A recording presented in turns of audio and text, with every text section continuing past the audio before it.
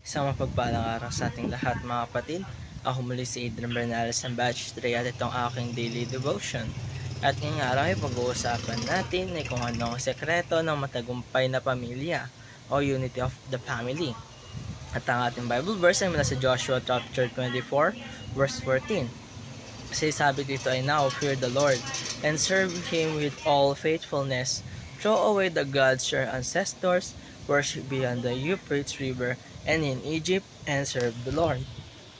Mga kapatid, sa panahon natin ngayon, ang unity sa pamilya ay isa sa mga pinakamahalagang bagay, pero madalas na rin itong nasisira dahil sa mga hindi pagkakaintindihan, pride o minsan dahil sa kakulangan ng oras para sa isa't isa. Pero kung ating babalikan ang plano ng Diyos, mula pa noon ay malinaw na family unity ay hindi lang basta emotional closeness, ito ay isang spiritual alignment sa ilalim ng kanyang kalooban.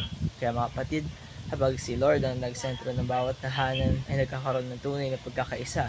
Yung galit ay napapalitan ng kapatawaran at ang pride ay napapalitan ng kapayapaan. At higit sa lahat, ang pagmamahal ang nagiging pundasyon ng bawat relasyon. Ngayon, pag-usapan natin kung ano nga ba talaga ang tatlong paraan para maging tunay na united ang isang pamilya. Unang-una dito, our family must be united in Christ and mission. Ang pamilya na nakilala kay Kristo ay nagkakaroon ng isang direksyon. Hindi lang basta magkasama physically, kundi nagkakaisa sa pananampalataya at sa layunin na ipalaganap ang kabutihan ng Diyos. Kapag si Kristo sa gitna, lahat ng desisyon, plano at relasyon ay umiikot sa Kanya.